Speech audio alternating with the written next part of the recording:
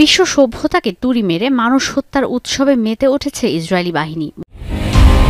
এবার জিহাদের দামামা বাজছে মুসলিম বিশ্বে।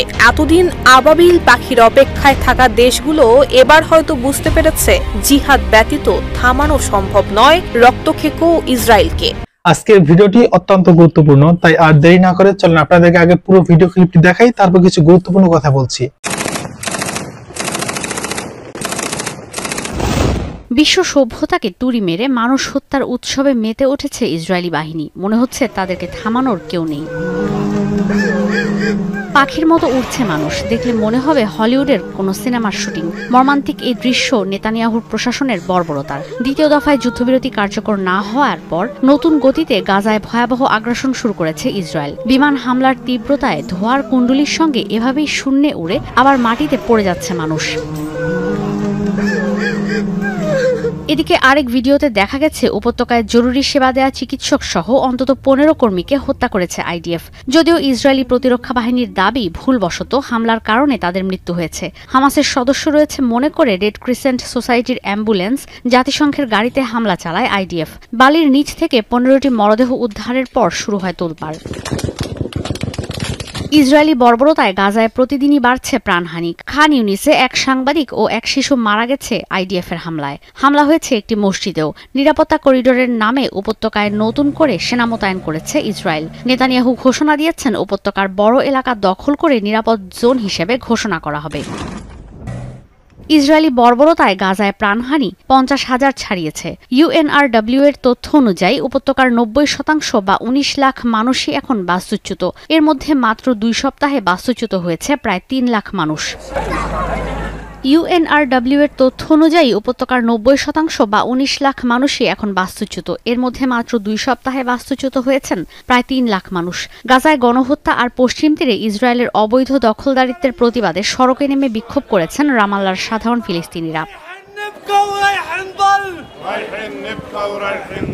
এমন অবস্থায় বন্দি বিনিময়, ইসরায়েল তুরস্ক সম্পর্ক, ইরানের হুমকি, বেনিয়ামিন নেতানিয়াহুর বিরুদ্ধে আন্তর্জাতিক অপরাধ আদালতের গ্রেফতারি পরোয়ানা ও মার্কিন প্রশাসনের নতুন শুল্কারোপ ইস্যুতে আলোচনার জন্য হোয়াইট হাউস যাচ্ছেন নেতানিয়াহু। আলোচ্য সূচিতে এখনও নেই গাজায় যুদ্ধবিরতি ইস্যু। নেতানিয়াহুর বিরুদ্ধে আইসিসির গ্রেফতারি পরোয়ানা জারি থাকলেও যুক্তরাষ্ট্র আইসিসির সদস্য না হওয়ায় যখন তখন ইসরায়েলি প্রধানমন্ত্রী ওয়াশিংটন যেতে পারছেন।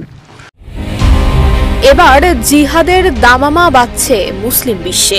এতদিন আবাবিল পাখির অপেক্ষায় থাকা দেশগুলো এবার হয়তো বুঝতে পেরেছে জিহাদ ব্যতীত থামানো সম্ভব নয় রক্তক্ষেকো ইসরায়েলকে। বন্ধ করা সম্ভব নয় এই মৃত্যু মিছিল। আর তাই বিশ্বের সব মুসলিম এবং মুসলিম সংখ্যাগরিষ্ঠ দেশকে ইসরায়েলের বিরুদ্ধে জিহাদ করার আহ্বান জানিয়ে একটি বিরল ফতোয়া জারি করেছেন বেশ কয়েকজন বিশিষ্ট মুসলিম আলেম। আল্লাহ তাআলা স্বয়ং ইরশাদ করেছেন, তোমরা আল্লাহর পথে সংগ্রাম করো এবং জেনে রাখো আল্লাহ সর্বশ্রোতা এবং সর্বজ্ঞ। তবুও যেন ইসরায়েলের নৃশংসতায় চোখে কালো কাপড় বেঁধেছিল মুসলিম দেশগুলো। বিশ্বের 57টি মুসলিম রাষ্ট্র অসহায় হয়ে পড়েছিল ইসরায়েলের কাছে। ফলাফল, নির্যাতনের মুখে বিলীন হওয়ার পথে ফিলিস্তিনের মুসলিমদের অস্তিত্ব। দেশ জুড়ে তোলপাড়। ওয়ালটন ফ্রিজ কিনে আপনিও হয়ে যেতে পারেন মিলেনিয়ার। তবে এবার বোধহয় ঘুম ভেঙেছে মুসলিম বিশ্বের।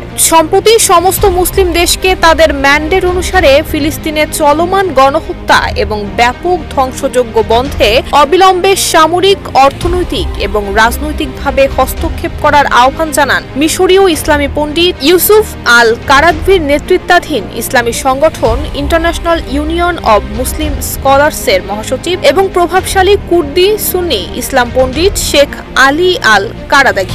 তিনি ইসরায়েলকে প্রতিহত করতে প্রায় 15 দফা ফরমান এবং ফতোয়া জারি করেছেন। আরও 40 জন ইসলামিক ব্যক্তিত্ব কারাদাঘির ফতোয়াকে সমর্থনও জানিয়েছেন।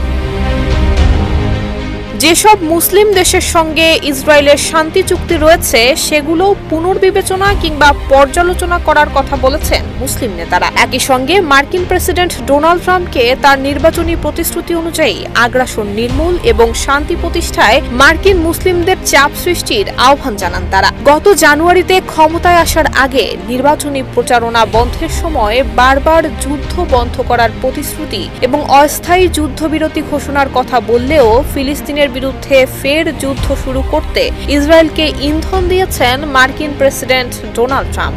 আপনারা পুরো ভিডিও ক্লিপটি দেখলেন। পুরো ভিডিও জুড়ে আপনাদের যদি কোনো মন্তব্য বা অভিযোগ থেকে থাকে অবশ্যই আমাদের কমেন্ট বক্সে লিখে জানাবেন। কমেন্ট বক্স অবশ্যই খোলা আছে। বর্তমান সময়ে এই সমস্ত বিষয়ে কথা না বললেই নয়। বর্তমান সময়ে যে সমস্ত কর্মকাণ্ডগুলো হচ্ছে এই সমস্ত বিষয়ে প্রতিনিয়ত মানুষের কথা বলা উচিত, কিন্তু আমরা কথা বলতে পারছি না। কিন্তু আমরা যারাই সোশ্যাল মিডিয়াতে কথা বলি, আমাদের অধিকাংশ মানুষ দেখা যায় আমাদের শ্বাসকে রুদ্ধ করার চেষ্টা করে, কিন্তু এটা আসলে ঠিক নয়। আমরা আমাদের জায়গা থেকে যতটুকু পারি আমরা চেষ্টা করি প্রতিবাদ করার জন্য। আপনার জায়গা থেকে আপনি যতটুকু বলতে পারেন ততটুকু আপনি বলেন, কিন্তু আমাদেরকে কেন আপনারা বাধা দিচ্ছেন? আপনারা বাধা না দিয়ে আপনার জায়গা থেকে আপনি যতটুকু পারেন চেষ্টা করে যান। আপনার কাজ আপনি করেন, আমার কাজ আমাকে করতে দেন, তাহলে তো হয়ে যায়, তাই না? কিন্তু সেটা না করে বর্তমান সমাজে কিছু মানুষ আছে যারা কিনা কন্টেন্ট ক্রিয়েটর বলেন, হ্যাঁ অবশ্যই আপনাদেরকে আমি বলবো, উল্টাপাল্টা কথা বলে এবং নিজেরা মানে ভিউ কামানোর জন্য এমন উল্টাপাল্টা কথা বলে যেগুলো আসলে সমাজের জন্য ক্ষতিকর এবং রাষ্ট্রের জন্য ক্ষতিকর। কিন্তু সেই সমস্ত মানুষদের বিরুদ্ধে অবশ্যই বলা উচিত, আমরা বলি। কিন্তু যারা আমরা আসলে প্রকৃত ইউটিউবার আছি, আসলেই সত্য চাই, দেশের ভালো চাই, সমাজের ভালো চাই, মানুষের ভালো চাই, আমাদের বিরুদ্ধে অনেকে কথা বলে। ওই যে একজনে একটা ভুল করলে এই জন্য আর 10 জন ভালো মানুষ তাদের সহকার গালি দিই আমরা, কিন্তু এটা আসল মূলত ঠিক নয়। তো যাই হোক ভাই, আমার কোন মন্তব্য নেই, আপনাদের মতামত কমেন্ট বক্সে লিখে জানাবেন। আর ভিডিওটি কেমন লেগেছে অবশ্যই কমেন্ট বক্সে লিখে জানাবেন। আর পরবর্তীতে কোন রিলেটেড ভিডিও চান অবশ্যই আমাদের কমেন্ট বক্সে আশা করি লিখে জানাবেন। তো ভালো থাকবেন, সুস্থ থাকবেন, আল্লাহ হাফেজ।